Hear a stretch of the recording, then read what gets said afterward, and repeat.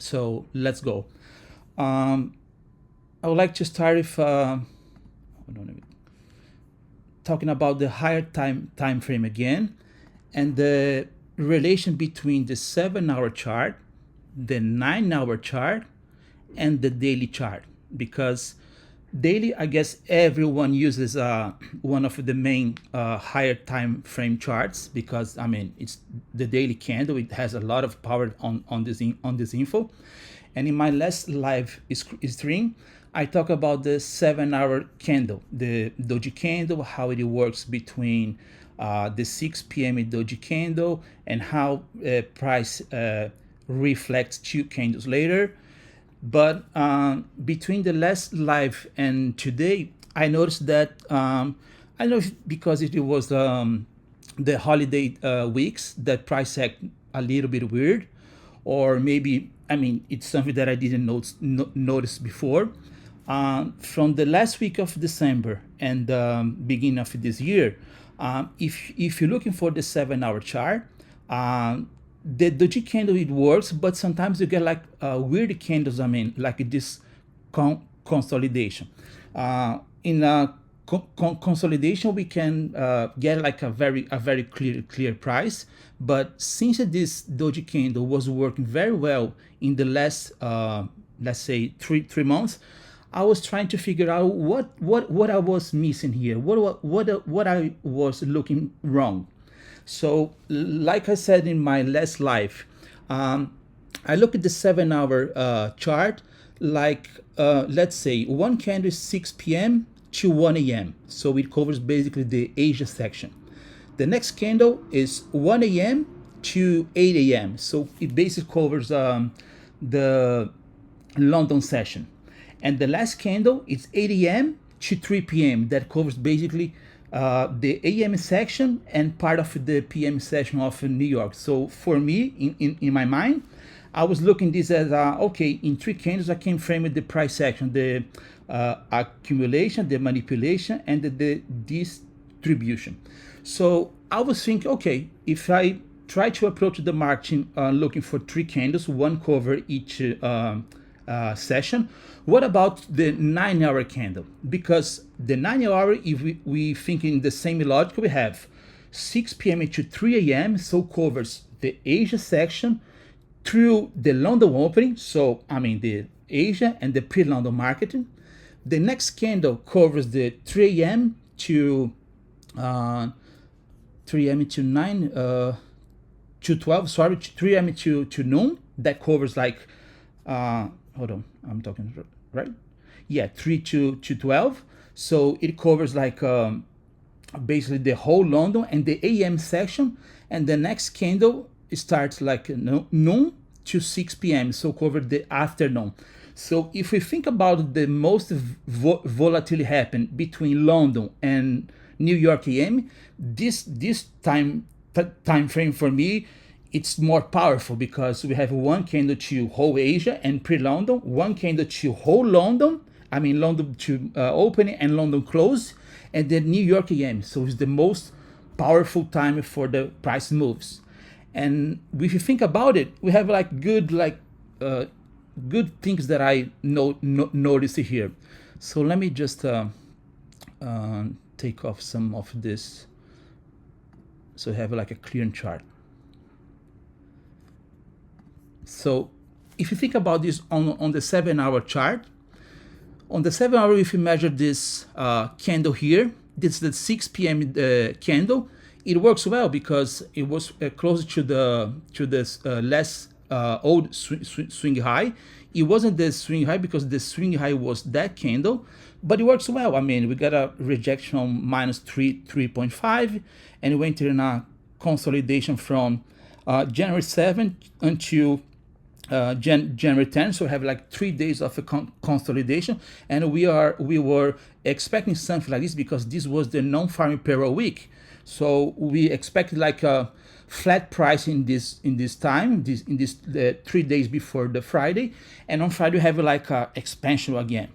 But I was trying to figure out how to see the price here. So okay, the 7-hour works fine. The high low we got here, and here we get like something something weird because the 6 p.m. candle doesn't show us nothing. But if we drop it to the 9-hour time frame, we notice that the 7-hour doji candle and the 9-hour candle at this time, the 7 p.m. too, they were the same candle. And I noticed when you have the 7-hour and the 9-hour chart aligned, the 6 p.m. candle was basically almost the same candle. I mean, sometimes 2-3 points of difference. This is a very strong candle for me to measure. So we have like same levels on the 7 and the 9-hour chart. And what you guys like more interest here is on the next 6 p.m. candle. Last Friday on the non-farming payroll, the 7-hour chart, that's the 1-hour candle, it shows like the minus 2.5 was the rejection of the non-farming payroll of the news, but the final extension, it happens today because 3.5 and 4 of this candle here, the 1 a.m. of the Friday, show us the price touch the CE of the 3.5 and 4 this night, and today start like going up again. So thinking about this and change the 7-hour to 9-hour drawing. Oh no, sorry, not this one. 9-hour fit. This one, we have similar measure. If you get the doji candle of the 9-hour, it wasn't the 1 a.m. candle, it was the 3 a.m. candle because they closed 2 hours difference. And one we got 3.5 and 4, and the other one we got 4 and 4.5 standard deviation, but the same levels. So if I show you the both here, so you guys can see, same levels, but one using the 1 a.m. candle and the other one was the 3 a.m. candle. We get the same levels. But to be more clear about this, because we get a consolidation here, if we drop to daily time frame, and for now I just hitting this to deviation and get the daily. If we get the daily doji candle, this one right here, if you measure to the high to the low, so the 16th of December high to 17th of December low, just the, I mean, I'm talking about the doji candle to get the very next price leg. So the leg of Wednesday 18. So here to here, we get 4.5 deviation to the tick. And then we get like a retrace here until where? I will talk about this later. Until the 0 and -1 zone. I retrace it here. But if we measure, if we talk about the correct way to measure this, would be this candle here to here, or the big one, this one. So if I erase the other, let's forget about this one time. So this candle to high, this candle to high and low. And what we got here, we just touched today 3.5 standard deviation. So what did this tell me? If this measure is correct, and I show some examples of today's price action, price didn't finish his expansion yet. We have unfinished business here, and I expect some trading to -4. That will be 20,491.75. And looking this and thinking about what Josh showed us show a chart, I guess, a month ago, and how the news drivers impact the retracement reversals on price, we got a pattern. When the non-farming payroll didn't reverse the price, I mean it expanding lower, we can expect a stronger reversal on the PPI or CPI. Most likely to be the CPI. That happens on Wednesday. So if we talk about the, again, like accumulation, manipulation, distribution, thinking about the weekly profile, we can expect like a strong reversal on next Wednesday. I mean, in 2 days. And if we like think to put all together the 7-hour chart and the 9-hour, okay, the 7-hour and 9-hour, they reach these levels, and probably the 6 p.m. that we will form tomorrow show some info to us that price may be traded around this zone, and on Wednesday we get a stronger reversal up. It's something I expecting from the price. If it will happen, I mean, we just have to wait another 2 days, but it's something that that's very strong to me. So my advice would be, if you don't see like doji candles on 7-hour chart and 9-hour chart, you always have the daily chart to work. And if you have a confluence using the daily, the 90-hour and the 7-hour chart, it's very strong. So I would like you guys just to pay attention on this, and then we have like more confluence in how price will act. Anyone has some question about this higher time frame connection between the the daily, 7-hour and 9-hour candle? So I'm sure that some people are going to be typing over here, but I want to be able to, ask a couple of these questions, or, kind of just recap what we're seeing here. Really what Rafael is saying for his higher time frame analysis, he's really liking to find the confluence when specific time-based projection ranges are in confluence with a sub time frame total range of a candle or a higher time frame range of a candle. Yeah. And then that would just give him further confidence that the projections are more indeed time and price based. And a lot of these are that inside bar / doji categorization that your mind has also been attuned to look for. Yeah. Someone, let me see. Someone asked about to use. Arden Dove asked me to, so basically use the one daily instead of the 7. You can use both, because price is fractal. So as higher the time frame, it takes longer to get the final extension, like the 4 deviation. Like for example, on daily, we have a measure on December 16 to get the final TP probably tomorrow or Wednesday. So it takes like a month, December 16 to December to January 16. And the 7-hour time frame and the 9-hour time frame usually get to the final extension like 2 candles later. So it's more fast. And if we talk about the monthly time frame, this projection on monthly time frame takes around 90 months to get there. So it's more than half a year. So, but it will get there sooner or later. I can drop like real quick here to show you guys. Maybe the last of the monthly time frame will be something like this.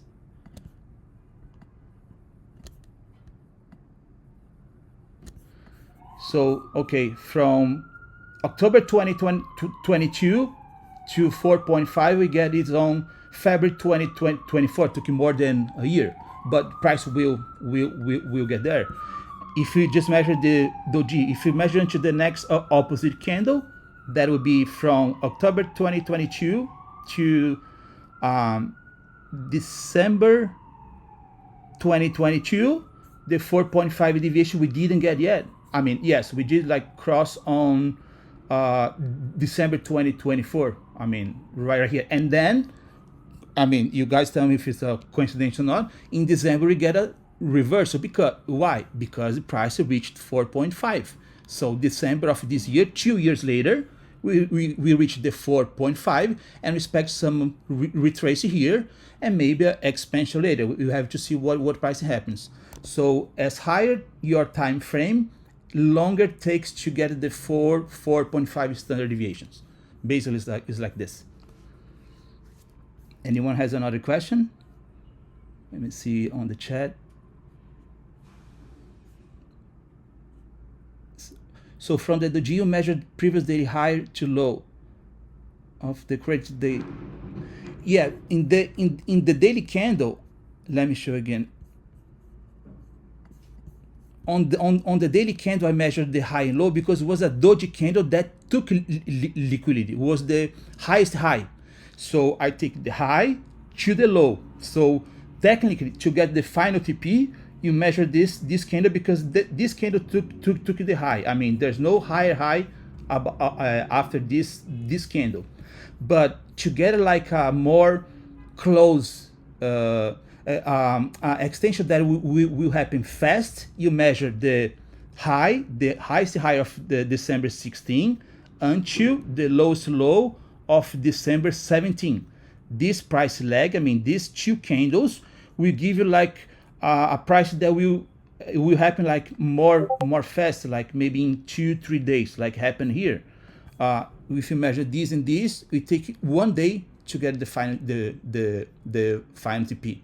And this happening any time frame. If you go to a 1 hour time frame, just show an example, maybe get like some previous price. So if I measure the same thing, if I measure just this black candle that takes the highest high to the low, okay, 1, 2, 3, 4 candles later, we get our 3.5 and 4. So we get expansion and then a manipulation. But if I take the lag, that would be onto the very opposite color candle.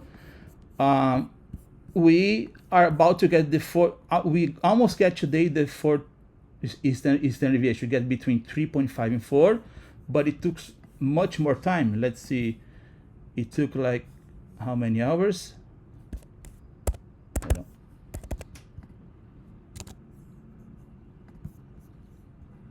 It took 110 bars, 7 days, like a week, to get like this final TP. Any more questions? Highly appreciate. Oh, thanks, man. I appreciate it. So let's go to a lower time frame. Since the basis of the higher time frame we just talked now. We got one more question, if you don't mind. I'm sorry about that. Go ahead. No, just Colbert is asking if you can touch on instances where there are multiple dojis, or what your mind would be considering in that type of situation as well. Yes, I'll talk about this on the lower time frame. We have like the multiple small dojis, and when it's aligned to a higher time frame doji. Is that? Perfect. Awesome. Yeah, let's talk about here. So when you go to the lower time frame, CB touches that our closing range happens on the 350 to 350 and 30 seconds. So this is our closing range. If you get the 350 candle, we have the closing range here. That's a very powerful level of prices. CB taught me. So I was digging deep to see how the things working here, and this is an example that we talk about daily profiles, because we know that manipulation happen one standard deviation. So we think about the manipulation here. One standard deviation on the fib should be 2. That would be that level. But if I look at to the left, the -2 or the positive 2, sorry, doesn't match with anything here. We didn't have a high here, so it's something wrong. So let's talk about 2 deviations to the manipulation. So on the fib levels would be 3, and on 3 deviations we have like a high that was perfectly aligned here. If you talk about this, so it works fine. So what did this tell me? If I have a manipulation that's the twice as number, the double size, our expansion must be the double size. So instead 4 standard deviation, we must have 8 standard deviation, because the 2 times here, we have a 2 times here. Price has a symmetrical expansion, 1.5, 2 times bigger than the manipulation. So if our manipulation is 2 deviations, I want to see expansion two times bigger. And that happens that what Asia gave us. So usually if you measure these deviations on the closing range, if you have a regular manipulation here, that would be 2. So Asia probably would trade about 2 or 2.33 usually, and London would trade about -4. But in this day, we have a double size manipulation here, so Asia trade to 3.5 and 4 here. If we zoom, the 3.5 and 4 happens 10:23 p.m. So Asia low was 3.5 for standard deviation of the closing range. And later on, because we have like a double manipulation here, a standard deviation, we get on London low that happened 4:16 a.m. right here. Look at that, nobody closed below the line, just the wick.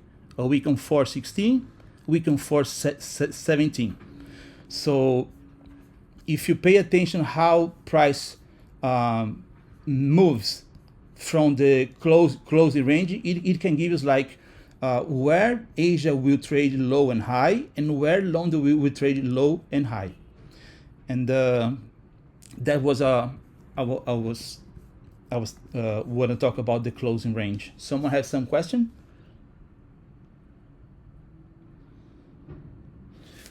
The double I think special. Just a little bit more, if we can get kind of like a. Let me try to formulate this question. When would someone want to be looking at the double manipulation, and when can you also more or less anticipate that you might be doing that ahead of time?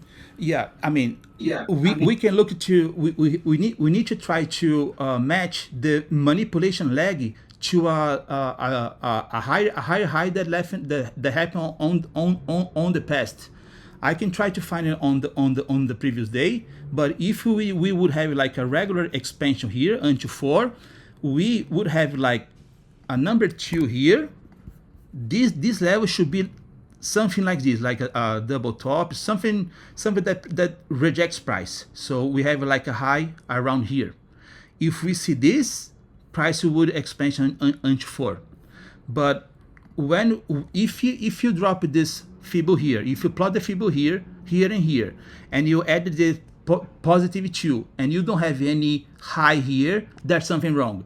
No, it works too, but you got your X here, and maybe you need to plot a fib again around this zone to this high or here. But if you see that to be aligning to the previous high, you must use it 2 times the regular manipulation like this. You have a confidence, for example, if you open a trade around this zone, you have a confidence to hold the trade not until just here, to hold the trade until here, because you know that you have a manipulation that's 2 times bigger than usual, so your expansion would be 2 times bigger than usual. If you didn't notice this, it happens. Yeah. So yeah, let me just touch on one point. A lot of people are still a little bit confused. I just want to make sure that we're not, confusing anybody. Yeah. The reason why you're using that specific candle and that time is the closing range. Closing range, correct. Yeah. Correct. So can you just write that on the chart, and so that someone can also understand the type of timings of when you're the closing choosing range, specific candles? Yeah. CB taught us that the closing range will be the 3:50 p.m. to 3:50, 30 seconds. 3:50, 30 seconds p.m. And if you guys can see, is this candle is in the 1550 is 3 p.m. So this candle high and low of the 3:50 p.m. candle. If we drop it to the 30 seconds, let me use the trick that Josh taught me.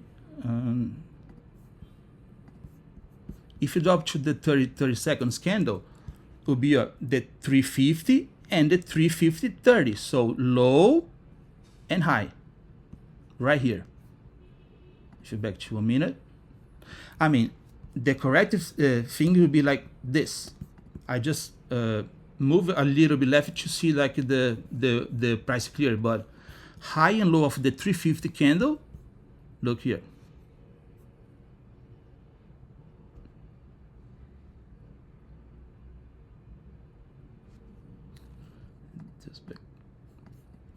So 350 to 350 and 30 seconds PM. That's the closing range. That's a level that you can use it to try to get the Asia low high or the London low high. Any more questions?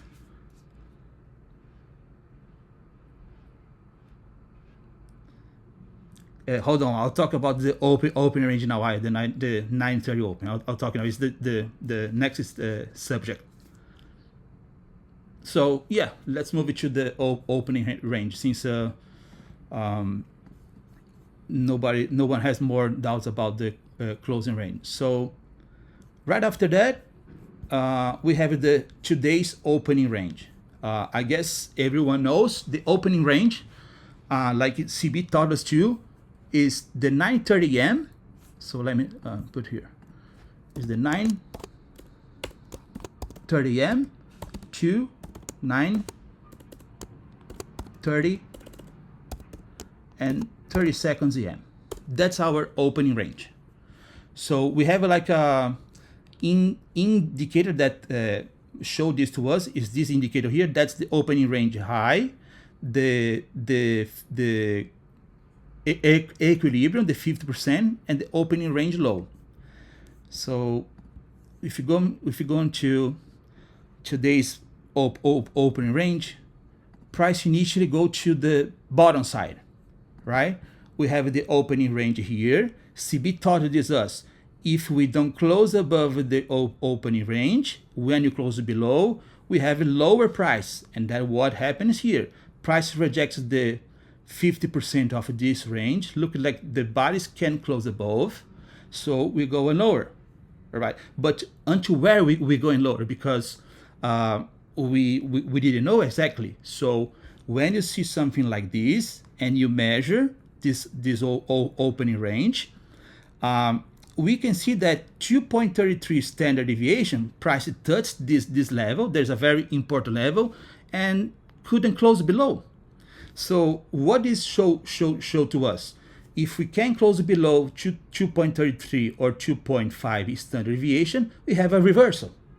So when you see this price action, we see and think, okay, price can go below, we going up, but where? How far we going up? So we have to measure again how far we can go up. So in this case, we can use the same measure from the opening range to the top. So I have a measure to the low and the same measure to top. That's these levels here. So let's think about if you don't see what happened to the price, you just have this thing here. So I have the opening range to the low, a rejection on 233. We couldn't close below. So what do we have to do? We have to measure, first of all, the 942 candle, because it's a doji candle, okay? It's the first candle that makes the lower low, but we didn't close below. So we plot this CB, 432 candle low to the high, and you see where this projection is going. So, oh, sorry. 432.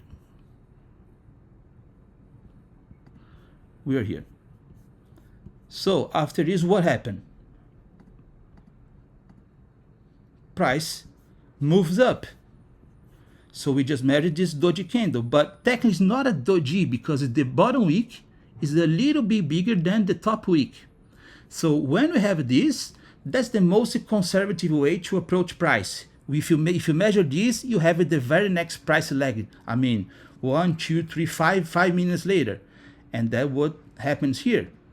We have between 3.5 and 4, but we couldn't close above. So a small retrace unto where? I talked about this on the last video. On -1, it's a good retrace to keep going higher. So -1 is this line here. Let me do something like this. -1 is that line here. We touched the -1, but how can I say that price is not coming lower and is still coming higher price? Because we never touched the 50% of the 3.5 and 4 standard deviation. Price just finished his expansion if he touches at least the 50% of 3.5 and 4 or 4. When price touches the 3.5 and rejects, we think that this price lag is over, but not. We have unfinished business here. These are I'm talking before. Probably we have a lower price tomorrow or until before Wednesday, because on the daily time frame we just studied 3.5. It's like this: we touch and reject, but we have unfinished business around here. Time is a fact. It happens on all time frames. So because we didn't touch here, we keep going. And then we go in higher. But where we going higher? I have the opening range measuring to the top. So where happens the first retracement of the price? The first retracement happened on the 2 and 2.33 zone of the price. The first rejection. The first retrace. So we touch there. Now we close above. So we expect a higher price. And then this is something that you have to pay attention. Okay, we didn't close above the 2.5 yet. So for now it's like a retrace, because to keep it going to the 4, we have to close above the 2.5. If you see, I'm gonna zoom here. The 2.5 level, price never close above it. The wicks going up, but the bodies stay close below. So we have a retrace here because we never close above the 2.5. A retrace until where? Usually a retrace until the opening range. CB taught us this. If we keep trading above this opening range, we're going up. We're going to next level. If we close below, price didn't go up here. So we touched the opening range high, but we didn't close inside or below. So it shows us that we keep going higher. And let me do something here that will help too. So I measured the 432 doji candle.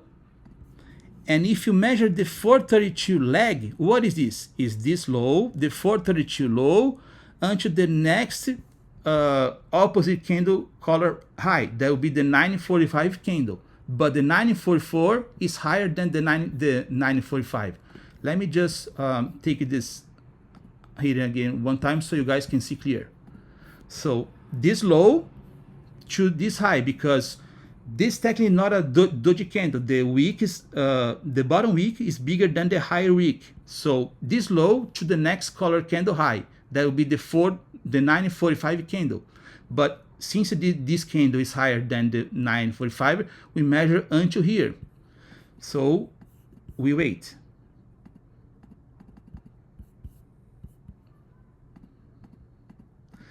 If you want to see what happened, I mean, after this, okay, price retraced into the opening range high and went up into where? 3.5 standard deviation of the opening range. So we never closed between the CE of 3.5 and 4 or 4. So we didn't finish the business here. We still going up. But until where? You can go to the 4. This is a 1007. I'll talk about this later. So we can go to the 1007 and measure this candle, the doji candle, high and low, like here, high and low, and see how long can we go down. So we need to take a look. Price never closed below 2.33 and 2.5 and still inside the opening range. You can see the opening range low is here. So we couldn't close it below the opening range. We're going higher. I just want to show something that happens before here to see. Let me just rewind a little bit to get this clear. So 10, 7 leg.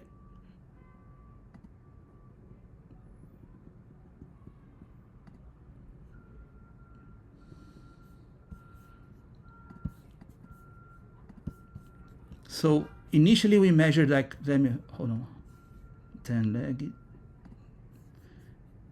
this one, and 10.17. So initially we measured this 942 low and high to get this very next price leg. Price never touch here, so we go to the 940 candle, 947 candle that was the last swing low. We retrace into the opening range, to the -1, sorry. So we measure this leg and have these deviations. And then if you see, look how it's aligned. We didn't close above the 2.5 of this leg, so we still retrace. And then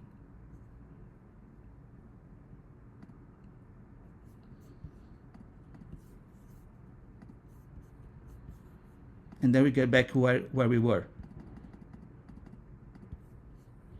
So we touch here. We never close it below the 2.33 and 2.5, so we keep going up.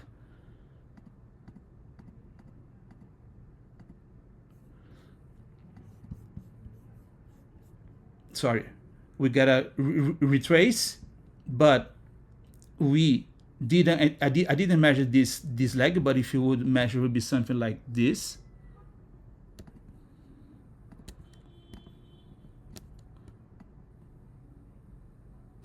We never close above the -1, so it's another retrace. If we close above this -1, we keep going up.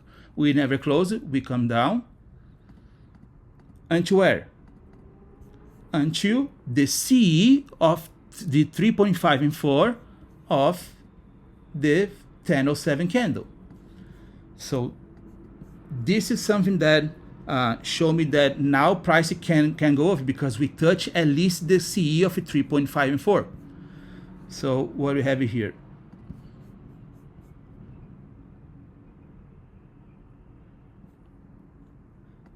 And then we do what? We measure the 1029 doji. The 1029 doji candle give us the next price leg. I mean, what happened in the next few minutes, not the full leg. Okay? And then this is what I'll talk about when you have like a lower time frame. Doji is aligned with higher time frames. So the 1029 give us this price leg, and then the 1035. The 1035 give us our next price leg, our second layer, because when we have like this, and we didn't close the trade below the -2, -1.5, -2. We have to look for the next doji candle between 3.5 and 4. Forming between 3.5 and 4. This doji candle here. So we measure this doji candle low and high to get our layer 2. And price keep going up. Close above, didn't close above 4, but touch above the 4 deviation. And then because it happens this, we need to find a new doji candle that falls between 3.5 and 4. And then we have the 1041 doji candle. That's our layer 3. Low and high. And we keep going up. Until where? We never close above the 2.33 or 2 or 2.5 is standard deviation. And if we think about the price lag here, the 1029 low to the 1030 high, it's we have like 3 layers. That's the first. Hold on.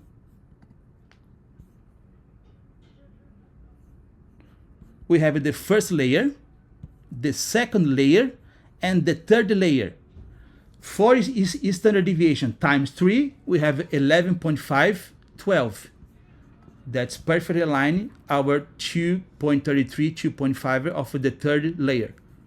Right here, let me put some zoom.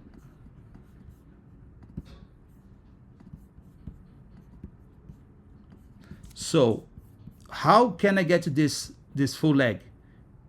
Is 3 times this first price lag. So this doji candle, the 1029, the 1035, and the 1041. So 3 layers: layer 1, layer 2, layer 3, 4 times 3, 11.5, 12. So you get your rejection right here.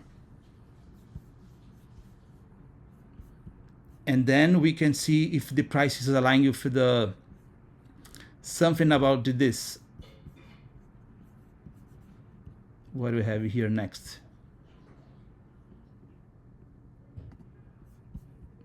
4.5 is the standard deviation of our opening. I just measured down to 4 first, but the 4.5 aligns to the high of 1050. And if we measure the 1029 lag, that's aligning with the 5 minutes doji candle. Let me just hidden some these other layers because it gets too many lines. This, and this, and this. So the 1029 low until 1030 high. Why? Because it's not it's technically not a doji. So the low to the next opposite candle high here, and we get 3.5 and 4 of this leg. At the same way, we have like 1 bigger leg or 3 small layers leg that if you times 3, the first one gives you the same numbers, the same thing. So let me just hit in this one to see clear. So after that we have like the 1050 candle, because this is some exception. Price never close above the CE of 3.5 and 4. As we can see here, it touched the 3.5, never close above the CE of 3.5 and 4. So we have unfinished business around here. But until where we can like retrace. I remember I talked this about last. Someone asked me about last Friday. Why I have confidence to enter around here when price drops lower. So let's see what happens.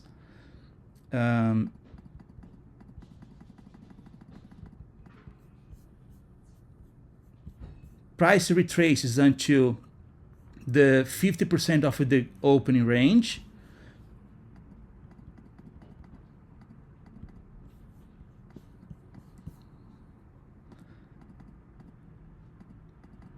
Then touch the CE of 4 and 4.5, the standard deviation. This happened because we didn't have a clear doji here. We have like just a candle that's not a doji. And if we would measure like here to the next opposite color candle, it sounds like it's something weird because it doesn't make sense. So we just have this first candle.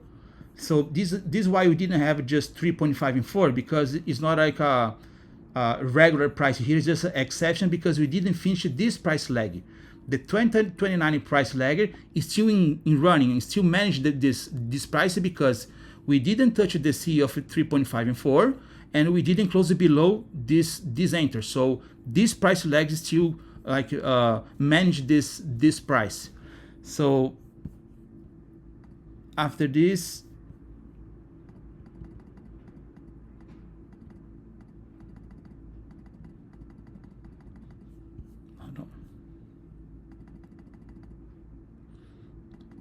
So after this, okay, why I said this this price lag, this 1029 price is still managing the whole price here, because we never close above the C of 3.5 and 4, and we never close below.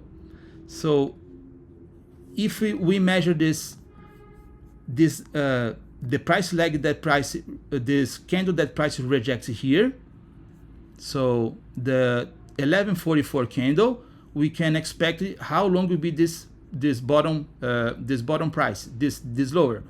And then when things get interesting, the doji or the swing low that are made in the beginning of a 10 a.m. candle or around the 10:30 a.m. candle is a powerful price level that will keep strong during at least at the a.m. session, or sometimes until the end of the day. So here,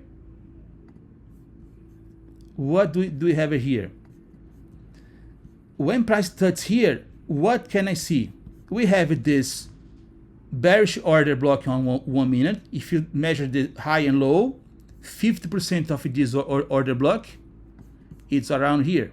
So price just a week comes below and price rejects, because it was the order block made on 10:29 is the middle of, or the middle hour of the 10 a.m. candle. Is a powerful candle. Also, that aligns to 3.5 and 4 standard deviation of the price lag that send price down and make the low. So if you extend, it will be a level that you can like use as a reference too. And also, if you think that when I use the standard deviation to measure the low and high, I always use this 0.705 level to wait for retraces. But when price goes almost to the end and retrace lower, you measure the 0.886 level. That where price touch here, this blue line. And now we probably going expanding higher to finish this 3.5 and 4 deviation that we started on 10:29 a.m. And if we keep going up,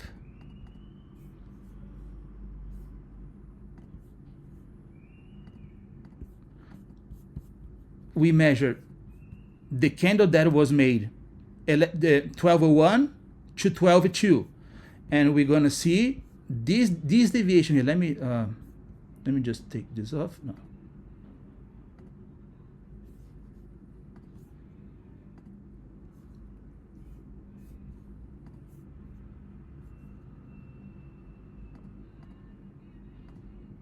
So you can see better. So we measure the 1201 to 1202, and you guys can see that these two deviations are aligned. The 4.5 of this deviation that we just measured aligns to the 1029 standard deviation that was managed this price lag. And then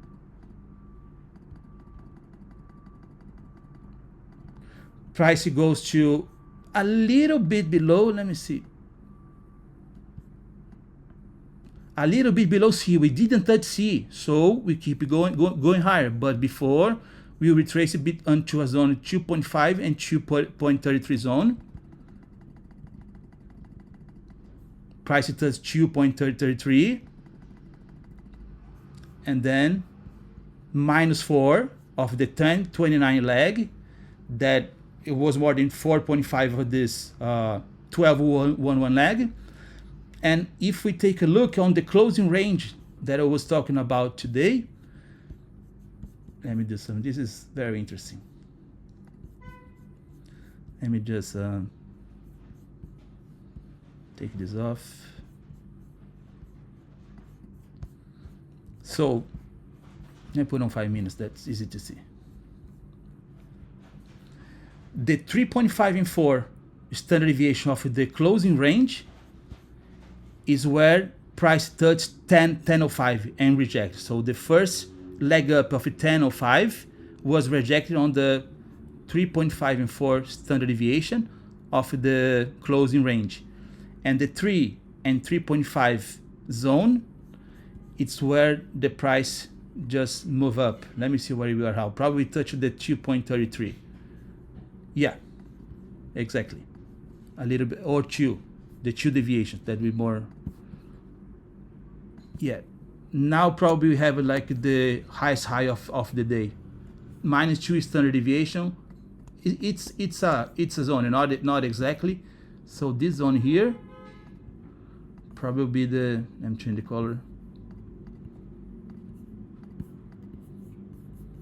Probably have like the PM high. I mean, I'm not sure because it's a Monday and tomorrow we have like a news, but we always expect a retracement to this zone at least this zone here. It's soon yet to see if the high of session or low the PM section, but we probably keep going higher. But this is very precise for me. If you have these numbers on your screen, you can easily make more than 150 200 points in a day like this easily. And then you don't need to be concerned, oh, is the highest high of the PM session or no. If you can trade this price lag, this second price lag, and this 31, it's more than enough. I would say 170 points here, plus 160 points here, and another 200 points. So it's more than 500 points in a day. Yeah. Anyone has some questions? Let me just clear some stuff here. There's too many lines. I think a lot of people are catching on to the doji understanding and the specific profiles that you outlined. Just to give a little bit more understanding, what you were looking at today is specific time-based dojis that also play a huge part. Yeah. And I was also wondering, because I do have a similar question, some people in the chat too, is when you want to use previous range anchors still as like a return, right? So it's like we use the closing range to project and anticipate like a low of the day, and then now you're also, is that still the closing range that you're extending now, like coming back up to the -2 and 2.33, that green box? Yeah. What I see, I mean, this is, is more like what I guess CB is more expert on this, but what I notice, if I have a chart that I can like draw all the closing ranges and the opening ranges. This draw here, this chart here. So when I see a lot of clusters above, so we have the closing range Friday, and we don't have any closing range or opening range below. So I want to see how far price can go below before coming back up and then touch this closing range, or maybe go to the next opening range that we have tomorrow, or previous opening or closing range that we have. Let's see. That we have like below. So for me, what I see that is important price levels, since we don't have lower opening or closing ranges, after we, why it doesn't show you the,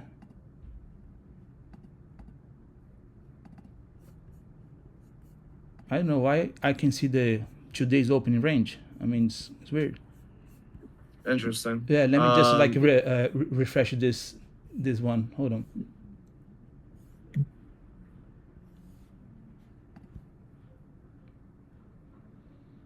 Yeah, now it's back. It was like a bug.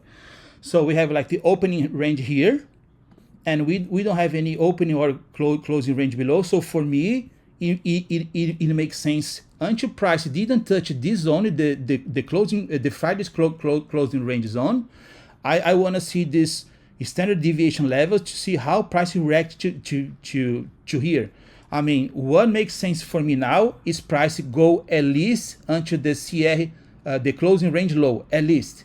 And then we see how price reacts here. If you go to the 50%, if you close above, this is like more CB master this one, how price, he's more able to talk, I mean, how price reacts here. But what I see a lot of nests of the closing and opening range here, a cluster of these zones. So for me, now pricing must be at least touch this the closing range low, and we see if it close above this closing range, for me, we have to trade into next closing or opening range. There'll be this level. If we reject here, we have to trade below and see opening range, or probably the next closing range that we will have in an hour and 50 minutes. For me, I just basically like looking this, and what I look is the deviation that was formed to this closing range, because it's the most close price that we have like here. And when price closes above this one, I use the same deviations to up. I will do something like this. I will reverse and see how price works between these levels, but measuring low to high up, not low. And when price touches this level, I use the same standard deviation to close and open range and see how price reacts between these levels on each zone. And if you get Monday to Friday, you see how price reacts between previous zones. Like I have just few notes like here. Price came to 8 here, and then get back like I said, it was a closing range. We get this closing range, and we go into minus 80, and we trade up to some opening range here. It's a lot of lines to see together, but if you zoom, then you see clear how price reacts between each zone. And what I do, I just like delete before so we don't have like a lot of lines here. But when price enters to a closing range zone, I just plot my extensions here to see how far price can go or no. So much sauce just dropped right there. I just want to make sure everyone's still with us. Drop a 1 if you're still listening and learning something from what Rafael is displaying here. And I want to make sure that some people are paying attention. Yeah, a lot of stuff that's been here. And so just one thing I want to note that I thought was really interesting, and I think that I want to hear some other people in the chat. Because if you're dropping a 1 in the chat, that also means that you have the ability to drop a comment or drop some sort of suggestion. So when you guys also are participating in the chat, it's really, really important. Like that helps us also guide the discussions, right? Yep.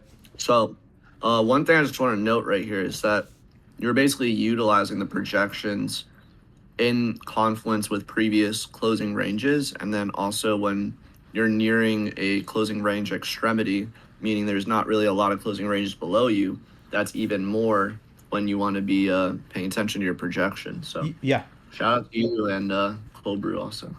Yeah, because I mean, for now, I mean the projection that I pay attention for now is the last closing range and today's opening range, because is the most recent range that I have to see.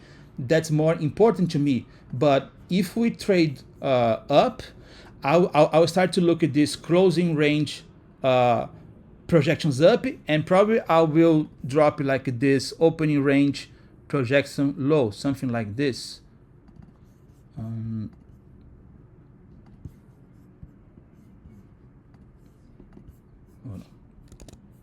Something like this. And then if we just make something real quick here. Hold on.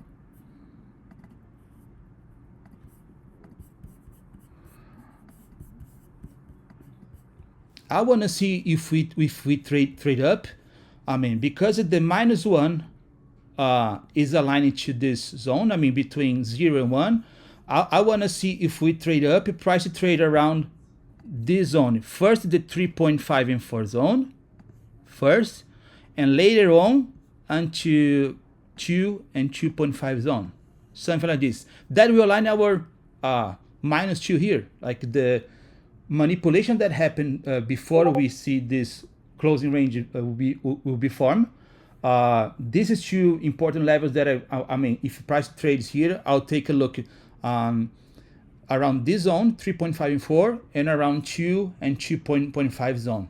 This is two price levels that I mean, that's important to me. But if we trade around here, I mean, since we never feel this opening range, in my mind, thinking in a logical way, we must trade at least to opening the Friday's opening range high, because the price is not balanced here. We just have like sell side. We never get back to feel the 50% and the upper range. So these levels should work like resistance support level. So price maybe touch here, trade below. At this time we have the today's closing range, so we can use the projection of today's closing range and see how it's aligned to this price leg, these levels and these levels. So something around this zone, little retrace, then this zone, then get stuck inside these two zones, and then we trade up to Friday's opening range. And we need to see if feel this opening range here, something around this.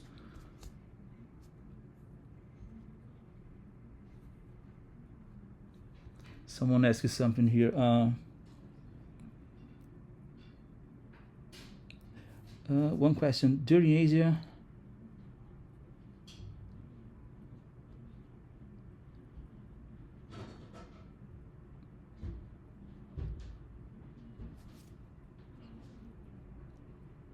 High was around 1 standard deviation from Friday's closing.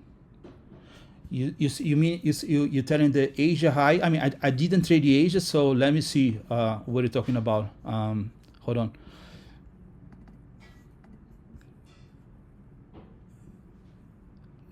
No, I mean, Asia high was maybe half standard deviation. I mean, Asia high never closed above this is something I'll talk in soon, but Asia high never closes above this zone here.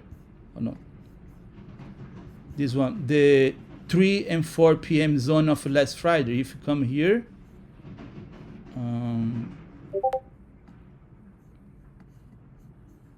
3 and 4 p.m. I mean, Asia, the high, I mean, was below the equilibrium of 3 and 4 range. So that's another showing that we're going lower, because the 3 and 4 p.m.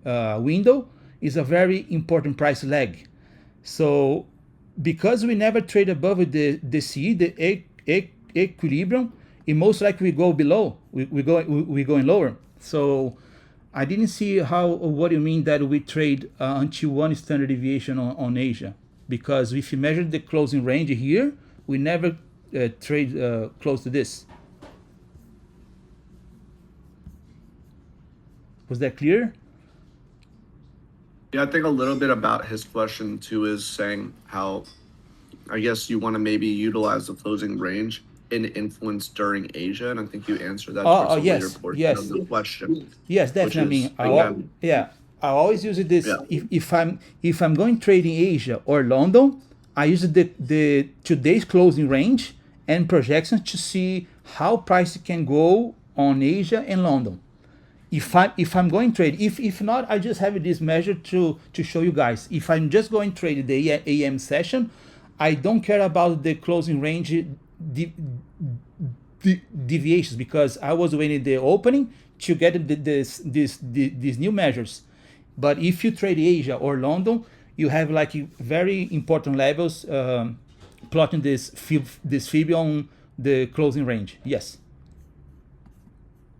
And okay, if since I just moved it to this chart, this chart is what I call AM matrix. I mean, it's just a crazy name, but I would like you guys to see 3 time windows that's very important for me on the AM session. AM session 9 to 9:15, 9:30 to 9:45, and 10 to 10:15. So 3 window zones that's very important to see how price is reacting to them. And let me do something like this, get a little bit easier.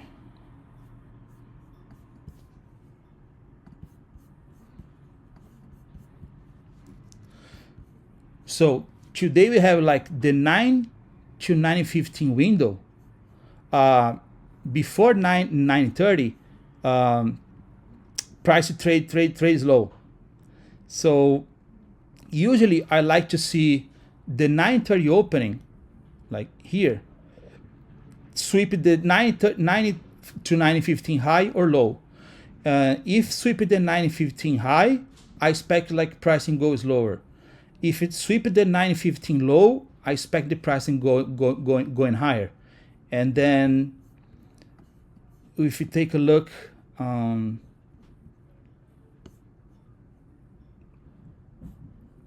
after 9:30, we swept the 9:15 low. That's this level here. We swept the low, and the 9:30 to 9:45 range, price trades up and retraces into where? Equilibrium of 9:30 to 9:45. Since we never close below the equilibrium, we keep going up. And we go up until where? Until swap the 9:15 high. We swap the low and swap the high. After swap the high, we trade back to the range. And we trade it to opening range high. And then we trade up and start the 10 to 10:15 window. After this, we trend low until 0.786% of the 10-15 range. Is a Fibonacci levels, the equilibrium, 0.705, 0.78. We trade to this level, and we never take the low, so we're going higher. We're going higher, sweep the 10-15 high, so we're going to trade lower again. Going to trade lower until where? Equilibrium to 10 to 10-15 window. Equilibrium, reject, keeping going lower until opening range low.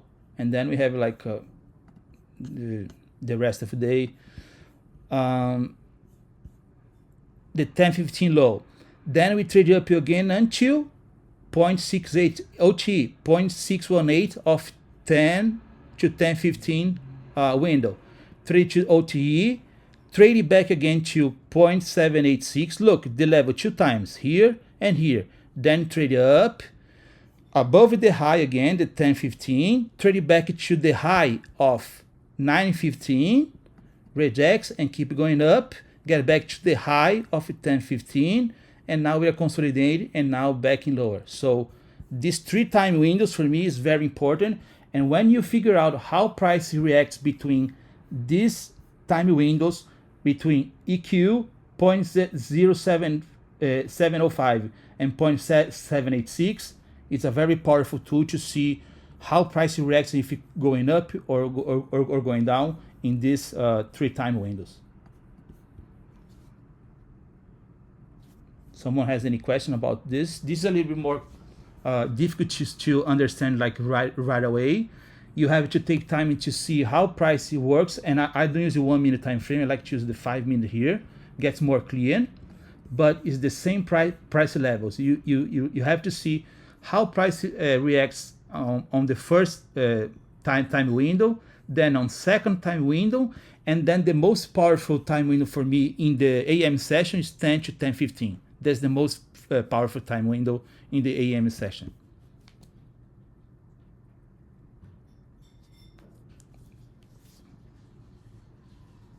Absolutely great stuff here. Yeah, CB was talking to me. There's a series of closing ranges in Senom. Yes.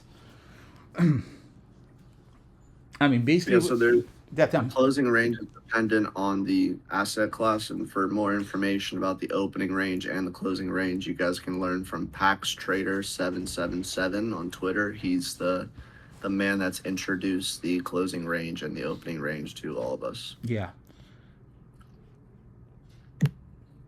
CB, I mean, CB taught me a lot of this closing range and opening range too.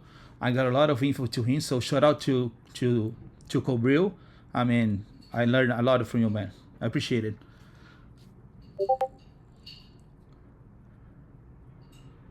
You too, love it, you, man. Really, really, really appreciate it. I mean, it was a game changer for me. Someone asked me, Rafael, in your signal screenshot, you usually enter early on the doji candles. You do want to, yes, because like I said before, sometimes the trades I'm showing on the analysis section, I take the risk trading. So what is a risk trading? Let me just make something clear here. There's a lot of lines.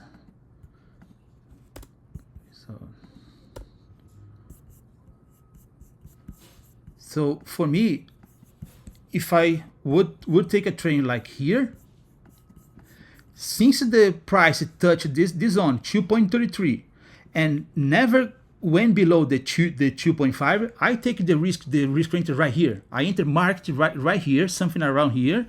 I mean, if I was like, let me show like a real quick on the replay. If I was trading something like this.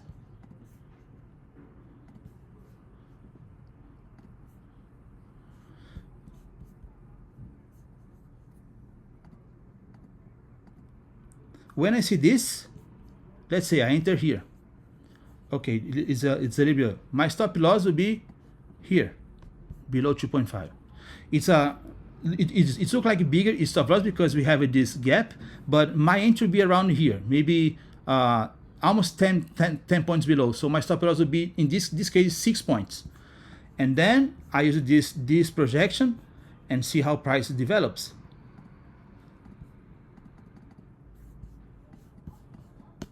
So when I show my trade idea, I enter below this change of state of delivery here, before this old order block here.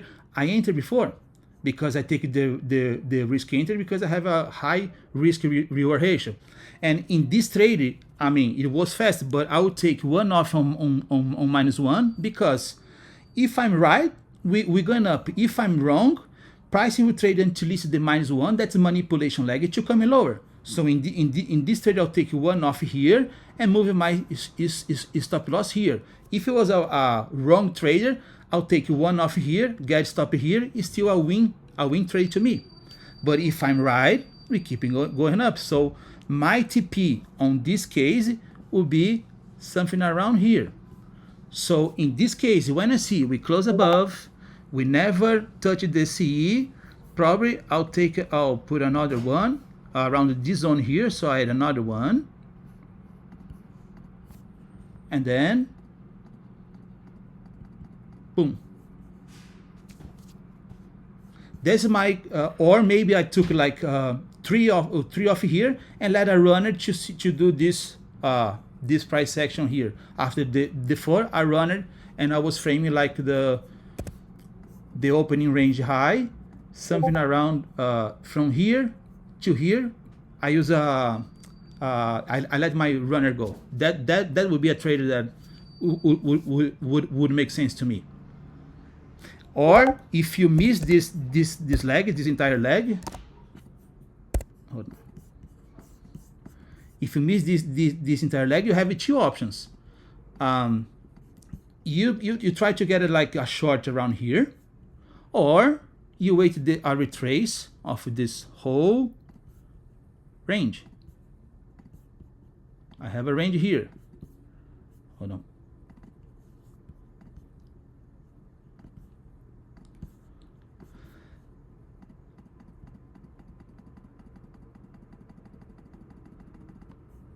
Hold on. What range makes sense to me?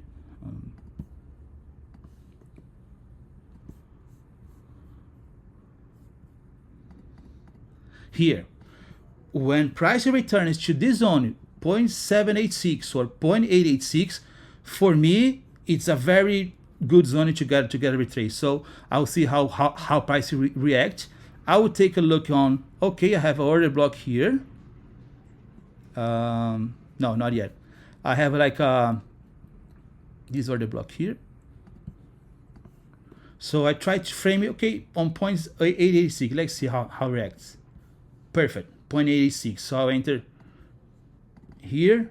I'll wait this trade on 0.886 on with my stop loss below here.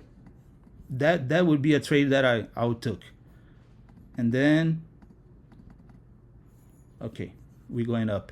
And now I will measure this price leg and do the same stuff here to here. I would no,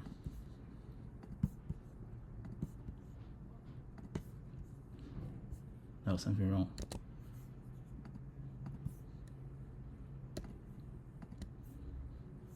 And again, this is all happening like very like real time as yeah, it's fast. It's very fast. Intro.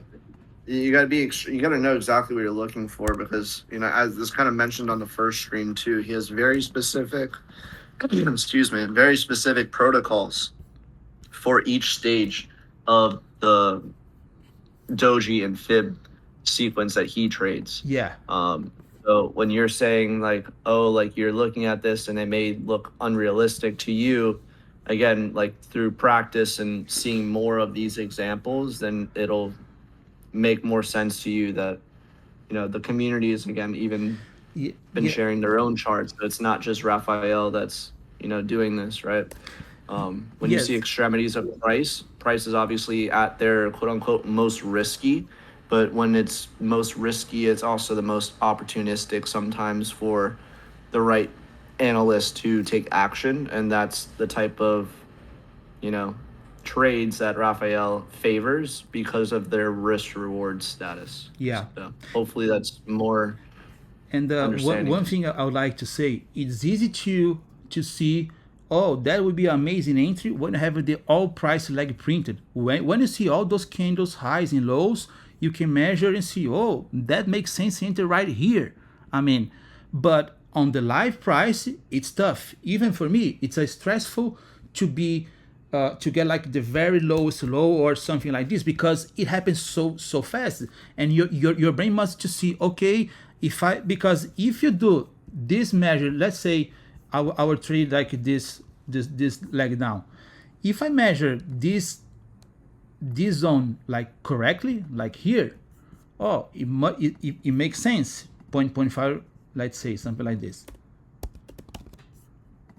It makes sense. I enter. I put like a limit order, and right here on the C, perfect. I mean, that would be like a half point drawn down, but things happen so fast. Sometimes you not see like right away this one, or let's say you measure like this to this, and then you miss this entry because in your mind the 3.5 and 4 never happen. So to get like a very precise, like a sniper entry like this, you have to back test and train, and to be confident to have the right measures. Because if you miss one measure, like let's say 2 points, if you don't use the command tool, if you measure eyeballing, you do something like this, I mean, it's almost nothing. I say, oh, you're talking about like 2 points difference. Yeah, but 2 points difference here give me a projection that's totally out of my of my entry. So if I was waiting pricing get around here, let's say this second zone, it never happens because I measured 2 points wrong. So it must be precise, like this to get around here. And it's easy to talk here when you have a replay, the price is not moving, and you count because you have all these measured, I mean, on your screen. But on live, this happened like real fast. It's tough, man. It's really tough. It's not easy, I guess, for anyone, even for me. And of course, I share the trades that I get the perfect entry. So everyone thinks, man, this guy never makes mistakes. Yes, I do, but I just don't post a trade that I get stopped. Let's say if I try to enter this trade right here, like on this doji, let's say, in my mind, I measured something that was wrong, and I tried to enter here. If I get enter like this zone and prices go here, sometimes I see, oh, it's something wrong, and I just kill this trade even if I have like 8 or 10 points profit. Or sometimes I didn't see, my stop will be like here, and I gotta stop it out with 7 point stop. And then I enter this trade again with the right measure here, and this would be a trade that I post, and people see so far. Oh, the guy is a machine. He never get wrong. No, I get wrong many times. But in my system, I have a small stop loss. So for me, these 5-7 points that I lost here doesn't make me bad, because I got one good trade here, and this one makes me in a profit. But I makes mistake, I get stopped. I mean, no one is it's perfect. We are humans, and we all makes mistake. Yes, definitely. Kobril said, I mean, sometimes before enter a trade, I was looking the possibilities, if I did right, if I did wrong, and of course, I just don't use this chart. I use this chart, and I have the opening range and closing range levels. I use the engineer RT8 chart too. So when I see the my 3.5 and 4 is standard deviation matched with S even horizon, oh, this, yes, man, this is a level that I have so much confidence to get in, because it's a 50% between 2 and WOGs, and it was a 3.5 by 3.5 to 4 standard deviation of a swing low that I measured, and time is a 10-25 times. So yeah, when I see this aligning to something around this chart, aligning to a standard deviation, aligning to where is the matrix line? Aligning to one zone of these ones, like this zone 70.86 with S even horizon RTH gap, with a zone that it matches my entry on opening and closing range plus 3.5 and 4. Yes, that's I have a level that I have very much confidence to get in.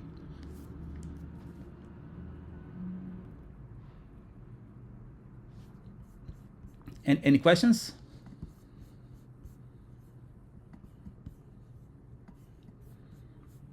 Because one thing that I don't know, people could watch the engineer video that he teaches how to use this even horizon levels between NWOGs. Man, this is really gem.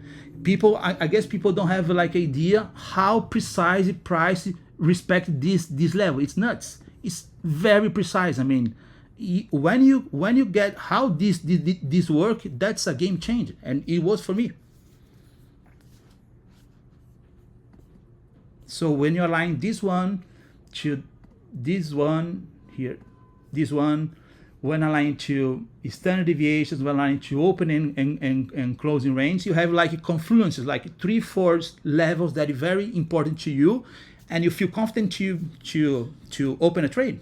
For me, it's basically this.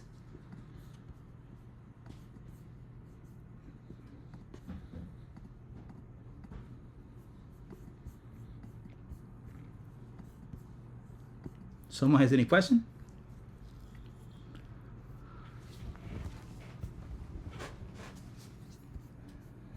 So there's a couple questions here about the RTH gaps. So I'll just tell everybody to really check out the engineer's YouTube.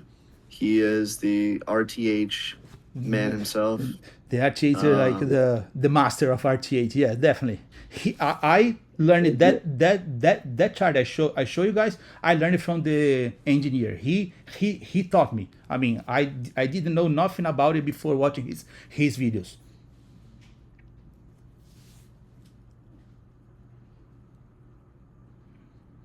And just for a brief overview, again, if you can just go back to the RTH chart. Yes. For anybody that just wants to be able to gain their own understanding, once you plot these RTH gaps and also have a fractal version of them, then you'll see that the price ranges between the gaps are very correct. I mean, this one I just raised it because to show you guys, but usually when I price enter to one of these zones, because the RTH would be between this NWOG to this NWOG, so we have like this 4 levels, but between these levels I like to plot a fib like this. So I have the 4 levels inside one of these levels. And if you see, okay, I can drop it to 1 minute so people can see how price reacts between these levels. So in this case, we couldn't close below the 50% of this level. This was an end dog. As soon as the price closes above the 50% of this in WOG, we're going up. But we're going up, and look, how price reacts to every level. So when touched the SE even line, got a small rejection, going up again, rejection, and then going up again, 75% level, rejection, up again, rejection, up again, 75% start to be support, and then we cross to the next level. When I get this next level, do the same stuff here, like this, and then I see how price reacts. Okay, we went up above the even rise this 50%, reject until a little bit below, and then get back like premium discount, premium discount, premium discount, premium discount. So when you figure out how price works between those levels, you get a little bit easy. When you notice, okay, when price touches the lower quarter of a level, like this 25%, look, price is all balanced. We come here up to the mid level, up again, and we went down. Imagine this premium discount, deep discount, deep premium. We are in deep discount, is along here until where? If you do the same thing in this next level. Oh no. Probably the price will trade you until the even rise or the 0.75%. If we can close above this 0.25, because here we are in the deep discount of this range, but we are in deep premium of this range here. So we need to wait a retrace probably around the 275 or even a rise zone. Then we move up. We're going up, or the SEV works as a support to us. But most likely you trade into this first quarter here and then move up. Most likely. It depends if price can close below the even rise. For now, just wicks below. The bar is still above. If we close below here, we come into this zone here and then move up again. But if you see here, the even rise, that's 50% of this zone, price was rejected. So it tried once and never could get above again. So it's a very strong zone for us, because in this bigger range, this deep discount, premium, and deep premium. So in this bigger range, we are in a premium. So if I was looking for something here, I was just looking for shorts. But today was a bullish day. So for now, looking this, there's no setup for me because we are in premium, but it's a bullish day. And if I would take a trade, 235 is not time. Just after 241, that's the last 20 minutes of this hour, and we started the AM expansion. So in the next 6 or 7 minutes, if I find any setup, I'll take one. But for now, I will just look at the price.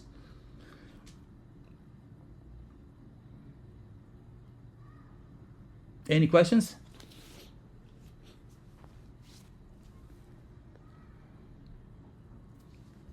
This is a beautiful stream. And then, I mean, just one thing that engineer said, the 7-hour RT8 gap is a very powerful stuff one. I mean, I use it as a confluence with my higher time frames. Let me just, like this bigger levels here. This one, today's Monday. Monday, I mean, is not a very good day to see the price action. But if you see like previous ranges, it works like really well. The 7-hour RT gap, like here, like here, going to 4, like this one, we're going to 8, like this one is nice.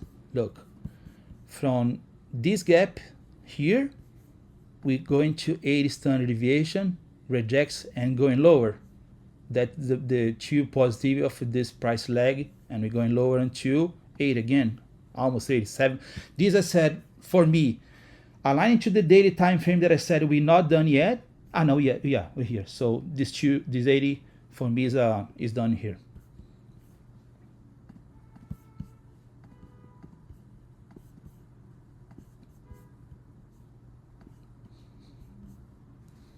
And then you can see like how price reacts between the RT gap standard deviation zone. So today we touched the 3, and now we trade back to between 1.5 and 2.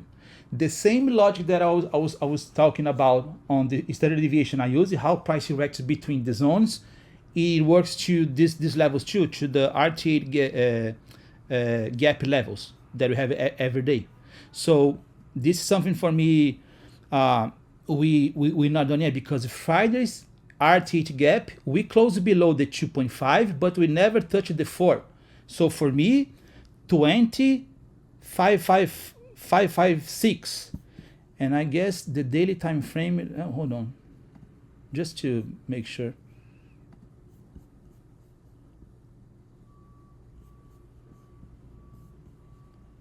Daily.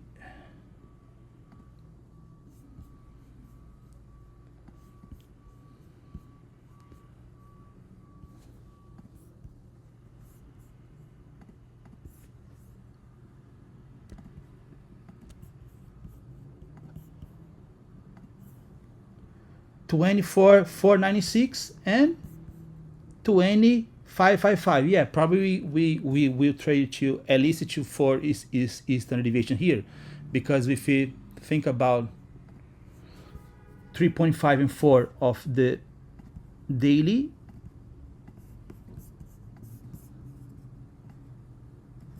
.5 and 4, 595. 595 will be closer to the S even horizon and almost 4 SEP. So probably we trade around until before Wednesday, this zone here, before Wednesday.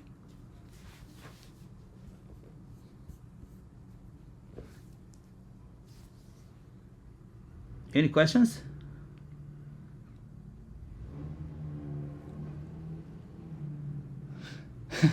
I'm not hating Monday. Monday sometimes is good, but today was a range day, so yeah. I like Monday. Sometimes Monday has a really nice price action. Today was a range day. We're going a little bit below and a little bit up.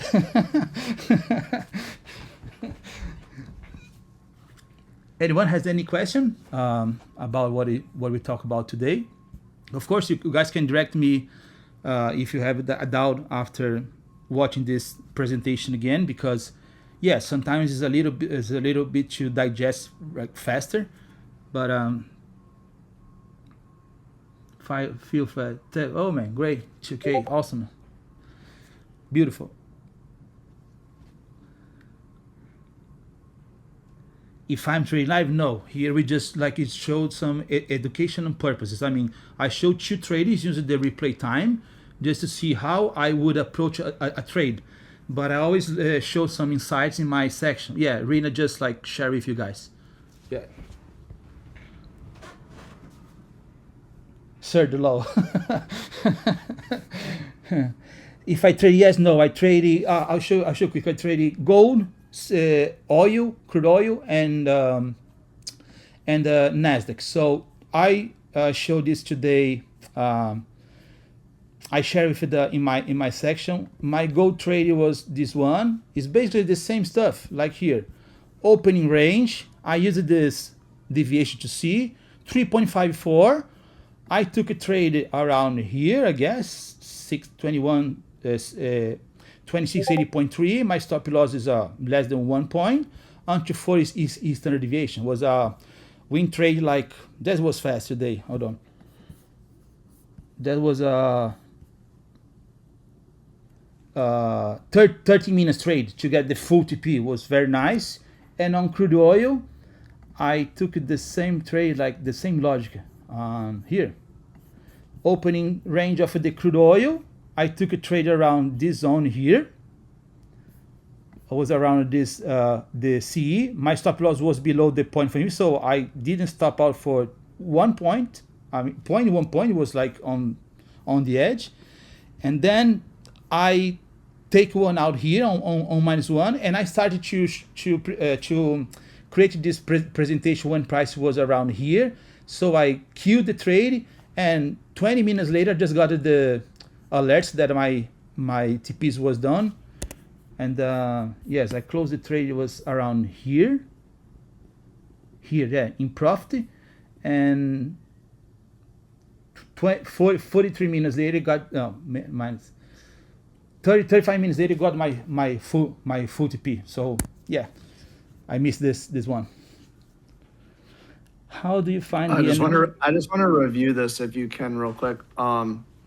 Again, I'm not sure how many people are really, again, paying attention, which I hope they are, but it's like, do you realize that the low of the day on another market on the same logic that the man has been showing you is basically there? Yeah. So, again, please drop like a heart in the chat if you guys are actually following. Like, you can realize that this market is, fractal. You can understand, again, there's a lot of information that he's being able to show you here. So just, again, there's specific, ranges that have been taught by Pax Trader, and shout out to him. And, our community has, gathered insights along with very talented analysts to be able to provide very unique insights. And one thing, just like you said, for the crude oil and for gold, I use the same stuff on the RTH gap. So I have it here on my screen: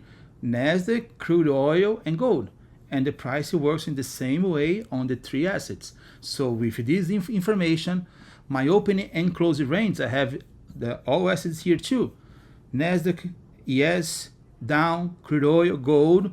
And I see the same things that I talk about Nasdaq, I talk about to crude oil, to gold, the same stuff. So I try to get a logical, mechanical approach. If the conditions are met, if this, then that, else, then something different, So if you can figure out if you are in consolidation or a manipulation leg or an expansion, when you figure out this, use this is standard deviations, and you have your most likely final target where price can trade.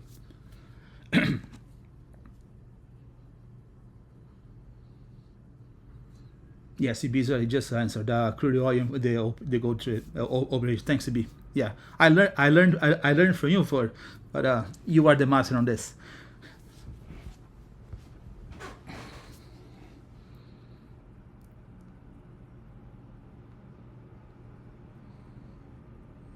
So Marco, just refer to the photo that I just sent out, and that's, again, it's public information, what's on Pax's website, and that's what we've taken from there. And you can see that the equities open, the crude oil open, the gold, the bonds, currencies. Yeah, securities like metals, yeah, all this stuff.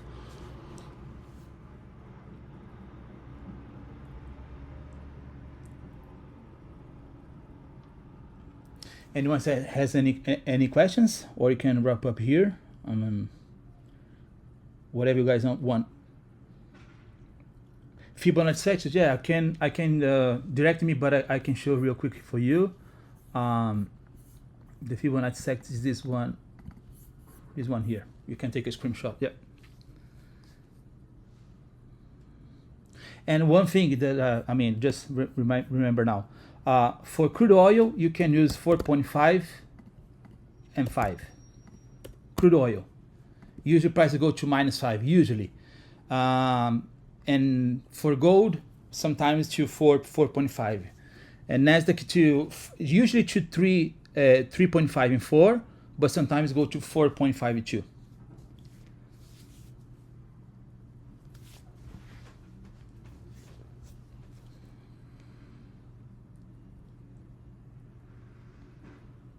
Anyone else?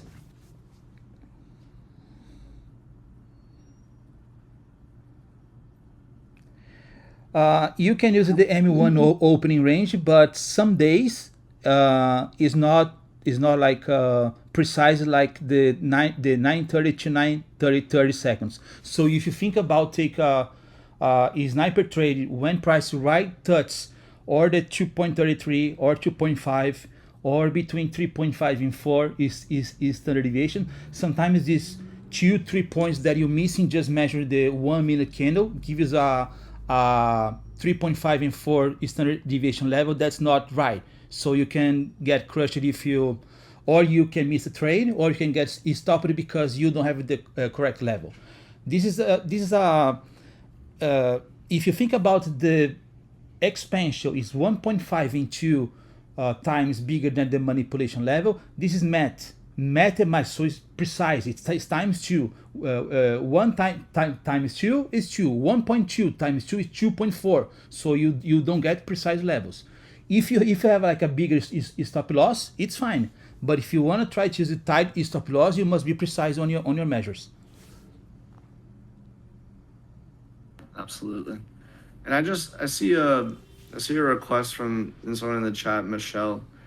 Can you I haven't seen this personally. Can you pull up like 6E, like Euro futures, and see? Let's see the hold on. Yeah. Like the opening or the opening range. I never tried on Forex. We can do this like online now. Yeah, I never tried. Let me see. Curious too. Very curious too. Yeah. Very interesting. So come here. Let's see what's happening. I think it's at 820. Yeah, the 820 there. So let's see on.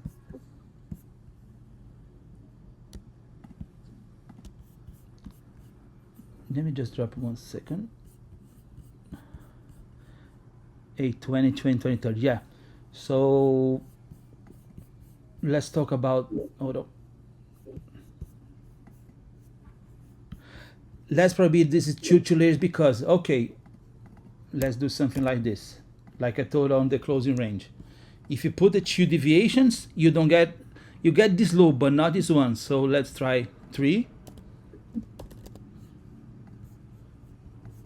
We have a little bit more, so let's time about 3. So 4 times 2, 8.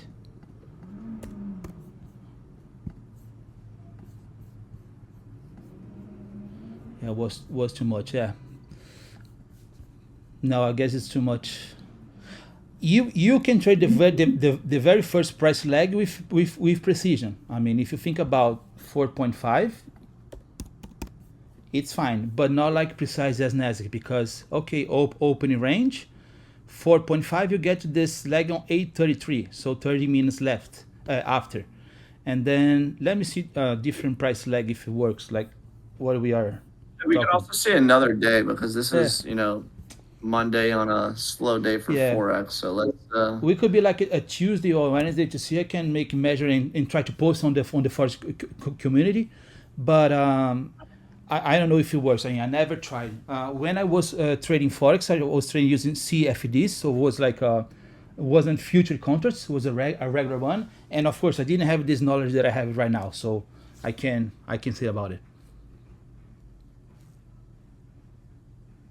And I respect that too. I was just curious on based off of the comment. Yes. Great. And I really do appreciate you looking at it too. Anytime, yeah. So yeah. If there's any other questions, we can kind of wrap it up here. And there's still about 100 people that are over here. So we really appreciate everybody that's still here. So let's give it about maybe 1 or 2 more minutes to see if there's anybody has some question. Has some questions. Kill the stream. Thank you. Thank you, Rena. Appreciate it. Shout out, Rena.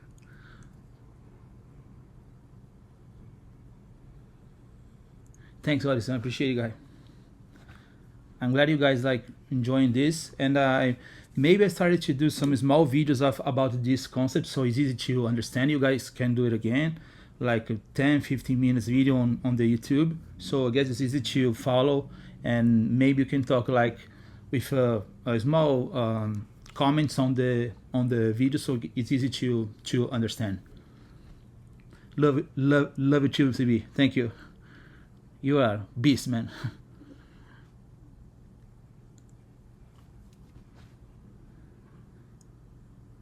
Thanks, Shout out you, Cameron. Cameron, hope you're doing well.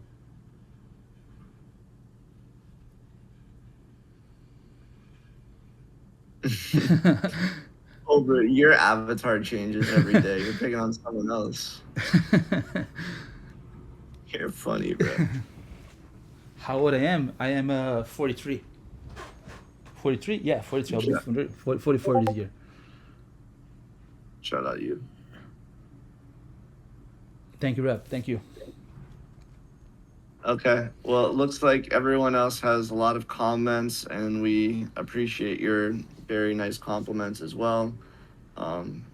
I believe any other further questions we could talk about in the general chat. And again, if you guys aren't familiar, Rafael has a section in the Discord that is called Rafael. That's his analyst forum, and he has an organized way of posting his charts, his alerts, and he does a terrific job of giving you guys a wonderful look into the inside mind of a successful trader. And it's very, very cool to be able to share experience with the community. So it's there for you. He's a remarkable person and has taken about 2 hours of his day on a Monday to share these insights with you. So we would appreciate if you guys also just drop him some love whenever you see his, alerts go out, or, anywhere in the chat. If you guys have a question, I'm sure he'll be able to get to it. Just please be respectful of his own time as well. And I think that's pretty much it. So we really, really appreciate you guys. Thank you, guys. Appreciate it. And if anything you guys want, you can ask on the general chat. And yeah, I'm here to help. I'm glad you guys enjoy. Thank you so much. Appreciate it.